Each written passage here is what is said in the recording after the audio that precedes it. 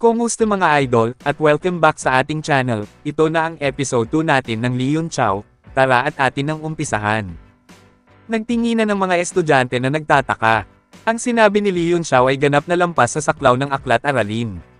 Ngunit, malinaw na narinig ni Luo Yunxiang ang lahat. Ang kanyang mga pupils ay naghihigpit habang siya ay bumubulusok. Kung iyon ang kaso, ang mas maraming buhangin ng langit na idaragdag mo sa proseso ng paggawa ng mga sandata, mas mabuti.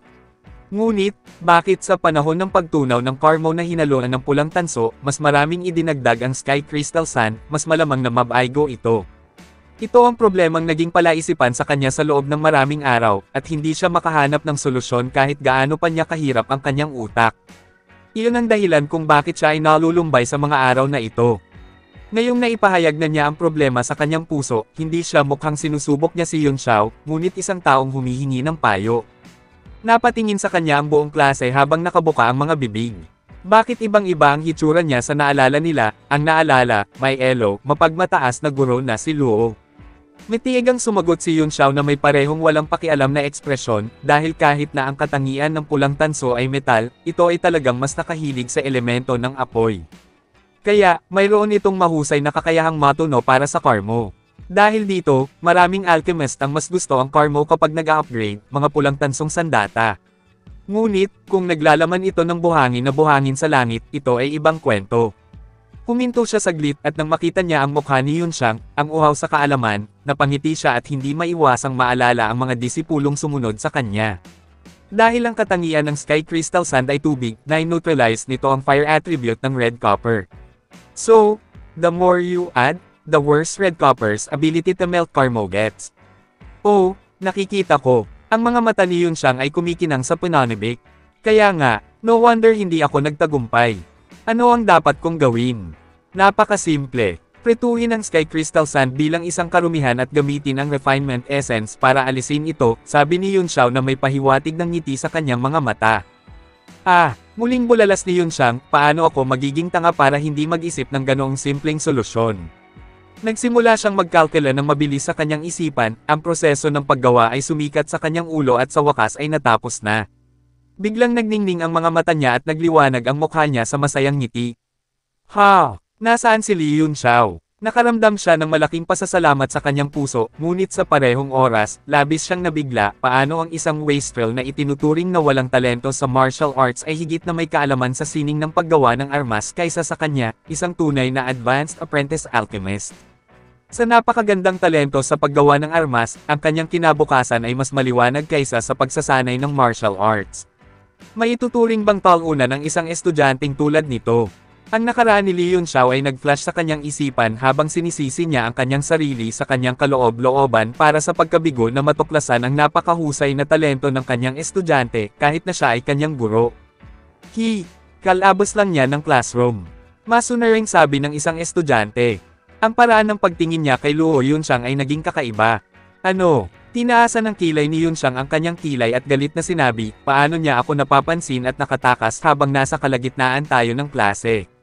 Mabilis na binawi ng estudyante ang kanyang tingin at mahinang nagsalita, di ba sabi mo kung masasagot niya ang tanong mo, pwede niyang laktawan ng iba mo pang klase. Kung ako sa kanya, pupunta rin ako.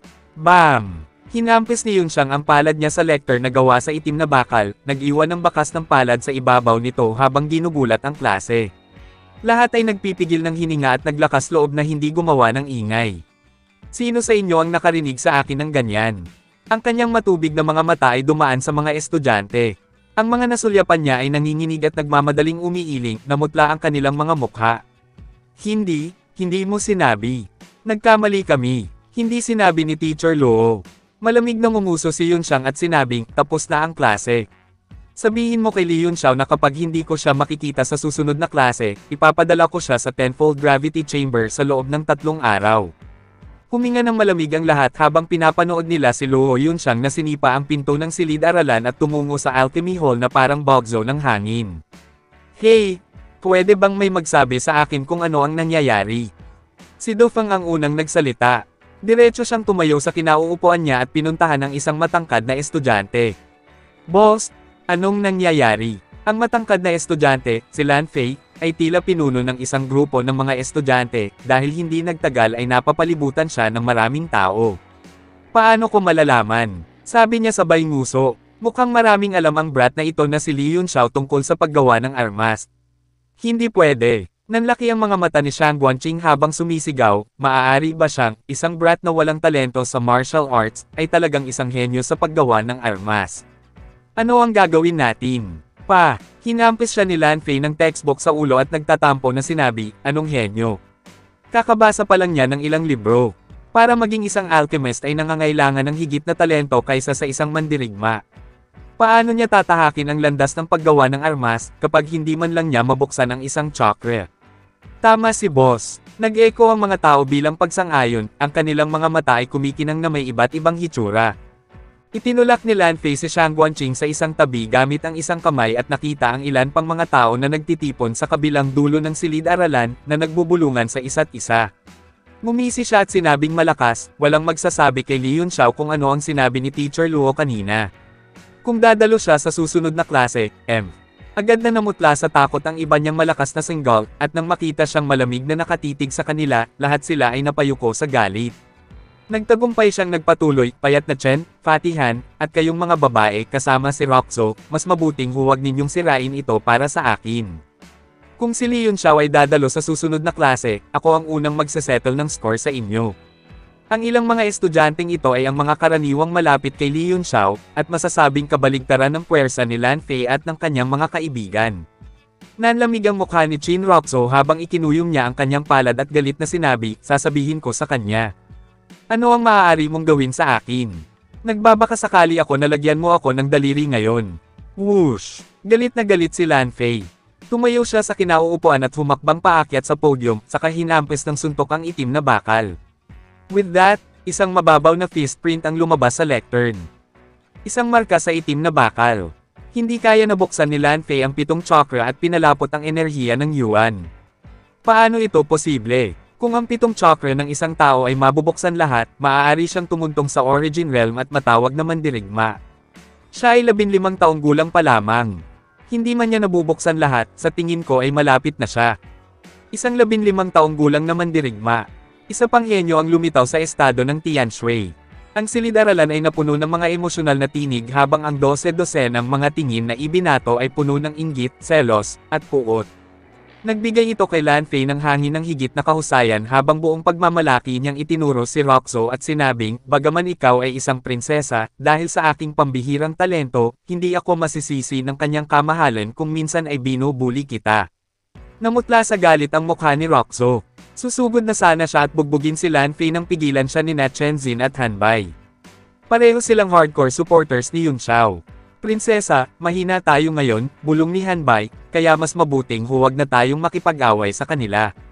Mahigit sa 60 estudyante sa klase na ito ang mga anak ng mga dignitaryo o tapat na ministro ng Tianshui, at natural na nahahati sila sa dalawang grupo ayon sa mga paksayon ng mga partidong naghaharing at oposisyon. Ang mga anak ng mga ministrong sibil, na pinamumunuan ni Lan Fei at Shang Guanqing, ay kabilang sa isang grupo, habang ang mga anak ng mga opisyal ng militar, na pinamumunuan ni Lee Yun-xiao, Han Bai, at iba pa, ay kabilang sa iba. Dahil ang prinsesa ay palaging pinanghahawakan ng kayabangan ni Lan Fei at ng kanyang mga tao sa pagkamuhi, natural siyang pumanig kay Lee Yun-xiao at sa iba pa. Habang nagkakagulo ang silid-aralan, naglalakad na mag-isa si Lee Yun-xiao sa kalye sa kabisera ng Tianshui. Matapos magising ang kanyang mga alaala, ang kanyang kaluluwa ay nagsimulang unti-unting nanambalik ang lakas nito. Ang unang nakinabang ay ang lakas ng kanyang banal na kahulugan. Mabilis at maingat niyang sinuri ang kanyang katawan. Medyo magulo ang katawan na ito. No wonder I was regarded as not having any talent in martial arts. Maraming invisible meridian ang natuyo, kaya hindi sila makaipon ng lakas. Natural, hindi ko mabuksan ang aking mga chakra. Ako kailangang ayusin muna itong katawan. Mukhang hindi na ako makakabawi ng lakas kahit kailan. Tumangala siya sa matayog na gusali na nakaambang sa unahan at humakbang patungo dito. Ito ang kabisera ng estado ng Tianshui. Naalala kong taga rito si Yang Di. I wonder kung nasa Association of Alchemists siya. Magiging maayos ang lahat kung mahahanap ko siya. Ang Association of Alchemists ay isang presensya na may impluensyang kumalat sa buong Heavenly Martial Continent. Saan man ito naroroon, tinatamasa nito ang pinakamataas na pagpapahalaga, at ang Alchemist's Tower ay tiyak na ang pinakamataas na gusali sa lugar. Tumangala si Yun Xiao sa Association of Alchemists. Kahit na ang tore ay mas mababa kaysa sa mga napuntahan niya, ito ay nagbigay sa kanya ng isang pakiramdam ng lubos na pamilyar. Ang ilang mga salita ay inukit sa isang lumang slab ng bato sa harap ng tore, Association of Alchemists, Tianshui Branch, the year 1001 of Chanwo Calendar, Yangdi. Ang stone slab na ito ay itinayong muli noong taong 1001 ng Chanwo Calendar. Ang taong 1001. O tama, tila ito ang taon na si Yang Di ay na-promote sa third-tier alchemist at naging presidente ng Tianshui Branch. I wonder if nandito pa rin siya. Si Yun Xiao ay nanirahan sa estado ng Tianshui sa loob ng 15 taon, ngunit ang branch president ng Association of Alchemists ay hindi ang uri ng tao na maaari niyang maabot. Sa katunayan, ang pinakamataas na antas ng alchemist na kilala niya ay tinatawag na Liang Wenyu, isang pangalawang tier na alchemist. Walang bantay sa labas ng tore, dahil walang nang ahas na gumawa ng gulo dito, at ang nakatagong kapangyarihan sa loob ay sapat na para gawin itong liblib na samahan ng mga alchemist na isa sa pinakaligtas na lugar sa Tianshui. Itinulak niya ang pinto at pumasok. Ang maluwang na bulwagan sa loob ay mas malaki kaysa sa hitsura nito mula sa labas. Ang maingay na mga tao ay naging lubhang masigla sa loob ng tore, na nagbigay sa kanya ng pakiramdam na parang bigla siyang nakapasok sa isang mataong pamilihan mula sa isang tahimik na kanayunan. Welcome sa Association of Alchemists. Isang malamyos na boses ang pumasok sa kanyang tenga, at pagkatapos ay nakita niya ang isang magandang babae na nakaistilong damit na matamis na nakangiti sa kanya. Ano ang maipaglilingkod ko sa iyo, mahal kong munting Ginoo? Isa siyang waitress na mayroon ng bawat Association of Alchemists, na dalubhasa sa pagtanggap ng mga bisita. Noon, sa tuwing bumibisita siya sa asosasyon, ang mga waitress ay palaging magalang na sumasalubong sa kanya na nakayuko. Ilang taon na siyang hindi nakakita ng ganoon casual at banayad na pagbati. Bahagyang ngumiti si Yun Xiao at sinabing, "Little sir." Ang waitress, na ang pangalan ay Luyaw, ay ngumiti ng matamis at sinabi, "Ikaw ang pinakabatang panauhin na natanggap ko kailanman. Maaari ba kitang tulungan?" Bagamat maganda ang ngiti sa kanyang mukha, mas binibigyang pansin niya si Yun Xiao sa loob. Karaniwan, ang mga taong unang pumunta sa Alchemist's Tower ay kinakabahan at nasasabik, habang ang mga bata ay mas maingat, nagtatago sa tabi ng mga matatanda upang manood. Walang sino man ang tumingin sa paligid ng bulwagan sa sandaling pumasok sila tulad ni Li Yun Xiao, na may kalmado at nakaka-relax na hangin. Ito ay malinaw na pag-uugali ng isang taong sanay sa mga pangunahing eksena. Matapos magtrabaho bilang isang waitress sa Alchemists Association sa loob ng ilang taon, hindi lamang nakilala ni Luyaw ang maraming tao sa matataas na klase, ngunit sinanay din niya ang kanyang sarili ng isang pares ng mga mata na marunong makakita. Agad niyang binigyan ng mataas na pagtatasa si Li Yun Xiao, ngunit nagulat pa rin siya sa susunod na tulong na kailangan niya. "Hinahanap ko si Yang Di. Nandito ba siya?" Mahinang tanong ni Yun Xiao, ang kanyang mga mata ay gumagala pa rin sa bulwagan. "Yang, Lord Yang Di." Halos kagatin ni Luyaw ang kanyang dila. Saglit niyang tinitigan ang binata. Bagamat nakaramdam siya ng katawa-tawa, ang pagwawalang bahala ni Yun Xiao ay nagparamdam sa kanya na siya ay talagang taos puso. Medyo natarante siya. "Ang ibig mong sabihin ay ang dating pangulo, si Lord Yang Di?" Maingat na tanong niya. Bahagyang kumunat ang noo ni Yun Xiao at desmayadong sinabi, "Dating presidente." So, wala na siya. Isang kislap ng pagpipitagan ang agad na bumangon sa mga mata ni Luyaw. Inilagay niya ang kanyang mga palad sa harap ng kanyang dibdib, namumula ang kanyang mga pisngi habang sinasabi na may pananabik. Si Lord Yang Di ay nakagawa ng isang tagumpay at naging isang ika-4 na antas na alchemist 20 taon na ang nakalilipas, kaya siya ay inilipat sa punong tanggapan ng samahan ng mga alchemist. 20 taon na ang nakalipas. Nagbilang si Yun Xiao sa kanyang isipan. Dapat nangyari iyon 5 taon bago ang kanyang aksidente, at si Yang Di ay dapat na matagal nang wala rito. Kung wala ang tulong ni Yang Di, magiging mas mahirap para sa kanya na buksan ang mga natuyong Invisible Meridian. Ang kanyang kasalukuyang katawan ay 15 taong gulang at napalampas ang pinakamagandang oras para sa paglilinang, kaya hindi na niya kayang mag-antala pa. Kung hindi man, kahit na maabyutin niya sa ibang pagkakataon, imposible para sa kanya na mabawi ang pinakamataas na lakas ni Gu Feiyang, lalo pa itong humakbang pa. Ang kanyang nakaraang buhay, si Gu Feiyang, ay iginagalang bilang henyo ng parehong martial arts at alchemy sa Heavenly Martial Continent. Siya ay hindi lamang isang 9th-tier sovereign-grade alchemist, isa sa 7 elder ng Alchemists Association, ang kanyang mga tagumpay sa martial arts ay nakatayo rin sa tuktok ng Nine Heavens Realm. Dahil doon, iginawad siya ng titulong Vanquisher Martial Sovereign ng banal na lungsod at niranggo sa nangungunang 10 eksperto sa Heavenly Martial Realm. I have a list of herbs here. Can you help me find them? Kailangan ko ng 10 batch ng lahat ng herbs. Mabilis na kumuha si Yun Xiao ng panulat at papel at isinulat ang listahan ng mga halamang gamot. Ngayong wala na si Yang Di, kailangan niyang maghanap ng paraan para gumaling ang kanyang internal injury. Hindi niya kayang ipagpaliban ang pagsasanay sa martial arts kahit sandali. Kinuha ni Lu Yao ang listahan at binasa ito, pagkatapos ay biglang tumawa. Little sir, hindi ka maaaring nagkamali sa listahang ito, hindi ba? 3 o 4 na taon na akong nasa Alchemists Association, ngunit wala akong narinig na anumang naisulat mo rito. Ang kanyang mga salita ay agad na nag-aalala kay Yun Xiao. Siya ay gumawa ng isang gayuma upang linisin ang kanyang mga meridian. Isinasaalang-alang na ang lugar na ito ay isa lamang maliit na sangay kung tutuusin at maraming materyales ang maaaring hindi makuha. Isinulat niya ang mga alternatibong materyales sa halip na ilang mga pambihirang halamang gamot. Pero, disappointed pa rin siya. Lu Yao, anong ginagawa mo? Sa mismong pagkakataong iyon, lumapit ang isang lalaking nakasuot ng itim na damit. Ang kanyang robe ay tipikal ng isang alchemist, at mayroon siyang hubog na badge na nakasabit sa kanyang balikat, na may isang matingkad, nakasisilaw na markang pula ng dugo sa ibabaw nito. Lahat ng nakakita sa kanya ay tumigil at sumaludo sa kanya na may paggalang sa kanilang mga mukha. Kalmado ang ekspresyon niya habang maaliwalas na naglalakad. Kung titingnang mabuti, makikita na ang mga tingin ng mga tao ay nakapatong sa badge sa kanyang balikat, puno ng paghanga at inggit. Ang lalaki naman, walang interesado sa kanya. Pinaikit ni Yun Xiao ang kanyang mga mata at ngumiti. Ito ang badge ng isang first-tier alchemist, isang simbolo ng katayuan. Gamit ang badge na ito, lubos na igagalang ang may suot saan man siya magpunta sa buong Heavenly Martial Continent. Ang hierarchy ng mga alchemist ay kapareho ng sa mga mandirigma, nahati rin sila sa 9 na tier at magkapareho ang mga titulo. Maliwanag, ang lalaki ay isang first-tier alchemist.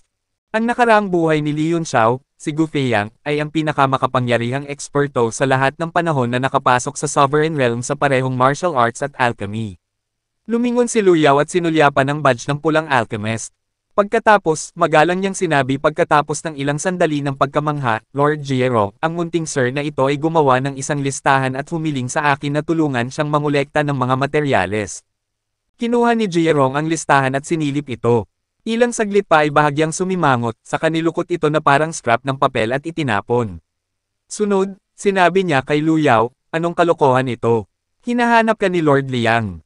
Nagulat si Lu Yao nang marinig niyang hinahanap siya ni Liang Wenyu. Walang lakas ng loob na magantala, mabilis niyang sinabi, pupunta ako ngayon. Nagmamadali siyang umalis nang hindi nagsasalita, at bigla siyang gumaan. Majing si Lord Jierong ay hindi alam ang mga bagay na iyon sa listahan. Mukhang naglalako lang ang batang ito. Nakakatawa na ang dami kong sinayang na oras sa kanya. Nagdilim ang mukha ni Yun Xiao. Sa kanyang nakaraang buhay, ang mga race eta na isinulat niya ay hindi mabibili, at alinman sa mga ito ay maaaring ibenta sa mataas na presyo. At gayon pa man, ito ay itinapon na parang isang piraso ng papel ngayon. Agad niyang sinabi sa malamig na boses, ikaw si Jierong. Bahagyang huminto si Jierong, at isang galit na tingin ang bumungad sa kanyang mukha. Oh dare a brat call me by my name. Kahit na ang mga dignitaryo ng kabisera ay tatawagin akong Panginoon ko, kapag nakita nila ako. Wala pang 7 araw mula nang ma-promote ka bilang isang first-tier alchemist, tama ba? Hinawakan ni Yun Xiao ang kanyang kaliwang kamay sa kanyang dibdib at hinawakan ng kanyang kanan ang tungki ng kanyang ilong.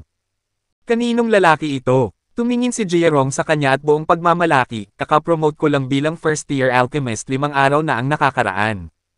Iyan ang alam ng lahat. Sigurado ka bang na-promote ka talaga bilang isang first-tier alchemist? Makahulugang sabi ni Yun Xiao. Bahagyang nanginig ang katawan ni Jierong habang may bakas ng pagkabigla sa kanyang mga mata. Anong ibig mong sabihin? Tanong niya sa malalim na boses. Sinulyapan ni Yun Xiao ang kanyang kanang kamay, na wala sa kanyang itim na damit, at nagsimulang magpaliwanag ng may ngiti sa kanyang mga mata. Ang iyong mga daliri ay nakakuha ng isang madilim na kulay abo na kulay at nagpapakita ng mga palatandaan ng pagbabalat, tila dahil nalantad ka sa Hellwindstone kamakailan. At saka, naglalabas ka ng mahinang amoy ng Blood Flame Orchid, na sa tingin ko ay nakasanayan mo na, ay offset ang epekto ng bato kahit na ang Hellwind Stone ay may napakalakas na fusion property, ang mga side effect nito ay hindi maaaring ipagwalang bahala. Judging from the degree of damage to your fingers and the smell of Blood Flame Orchid, it must have happened in the last 7 days. And, you also have a faint smell, which is the unique smell of Tiger Sulfur Stone. That tells me marami ka na nitong nalantad kamakailan, malinaw na ang iyong pagsusuri sa alchemist ay ang paggawa ng sandata na may Tiger Sulfur Stone bilang pangunahing material. Napatulala si Jierong habang tumutulo ang mga butil ng malamig na pawis sa kanyang noo. Bigla siyang nagalit at sumigaw, anong kalokohan? Nang matapos ay tumalikod na siya at umalis. Ngumiti si Yun Xiao at bumantong hininga, bueno, kung ang Hellwind Stone ay kapakipakinabang, kung gayon ang sinuman ay maaaring maging alchemist. Bukod pa rito, ang mga epekto ng Blood Flame Orchid ay hindi gaanong malala kaysa sa Hellwind Stone. Sigurado akong nararamdaman mo lubhang hindi komportable sa acupoints malapit sa iyong noo, sa likod ng iyong leeg, at sa iyong likod tuwing tanghali araw-araw, tama ba? Kumaibot-kibot ang katawan ni Jierong na parang nakuryente, at hindi na siya makahakbang na parabang napuno ang kanyang mga paa ng 1,000,000 toneladang semento. Umiling si Yun Xiao na may malungkot na tingin sa kanyang mukha. Sayang naman ang isang talentadong alchemist. Kung gusto mong iligtas ang iyong buhay, kailangan mong putulin ang iyong kanang kamay at sirain ang iyong dantian. Ikaw, tumigil ka sa pananakot. Si Jierong ay nagsimulang manginig ng marahas. Kalimutan mo na yan. Tuturuan sana kita ng solusyon. Walang magawang itinaas ni Yun Xiao ang kanyang mga kamay at tumalikod para umalis. May solusyon ka. Tumayo si Jierong na parang nakuryente, pagkatapos ay sinugod si Yun Xiao at pinigilan siyang umalis habang sumisigaw, sabihin mo sa akin ngayon. Nitong mga nakaraang araw, dinaranas niya ang mismong uri ng sakit na inilarawan ni Yun Xiao. Noong araw na iyon, ginamit niya ang Hellwind Stone, na tahasang ipinagbabawal, upang ma-promote bilang isang alchemist. Pero, hindi niya inaasahan na darating sa kanya ang side effects ng gabing iyon. Nagsimula siyang mawala ng pakiramdam sa kanyang kanang kamay na ikinatakot niya sa kanyang talino. Hindi siya makahanap ng isang paraan upang malutas ito kahit na matapos basahin ang isang malaking bilang ng mga klasikong teksto, at natagpuan lamang ang paraan ng pag-neutralize ng lason gamit ang Blood Flame Orchid sa isang sinaunang libro. Ngunit, bahagyang naibsan ng Blood Flame Orchid ang toxicity ng bato, at ang kanang kamay ay unti-unting nawawala ng sigla. Higit sa lahat, nagsimulang lumabas ang lason ng Blood Flame Orchid, araw-araw sa tanghali, ang kanyang 3 acupoints ay nagninangas na parang apoy, na hinuhugasan siya sa matinding sakit. Kung magpapatuloy ang sitwasyong ito, malapit na niyang harapin ang kahihinatnan ng pagkawasak ng kanyang dantian at nawala ang lahat ng kanyang cultivation base. Matatanggap pa rin niya ang katotohanang nawasak ang kanyang dantian dahil nangangahulugan lamang iyon na hindi na siya makakapag-practice ng martial arts. Gayunpaman, kung ang kanyang kanang kamay ay baldado, gayon din ang kanyang landas ng isang alchemist. Ito ay hindi katanggap-tanggap sa kanya sa anumang kaso, lalo na pagkatapos siya ay na-promote sa isang first-tier alchemist. Nasiyahan siya sa karangalan ng katayuan, pati na rin ang pagkamangha at inggit ng iba, na naging dahilan upang lalo siyang kumapit sa kanyang kasalukuyang katayuan bilang isang alchemist. Pakisabi sa akin kung paano lutisin ito. Nakikiusap ako. Hinawakan ni Jierong si Yun Xiao sa balikat gamit ang kaliwang kamay, nanginginig at halos umiiyak. Marami pa ring pumapasok sa bulwagan, at lahat sila ay nakatingin sa kanila ng may pagtataka.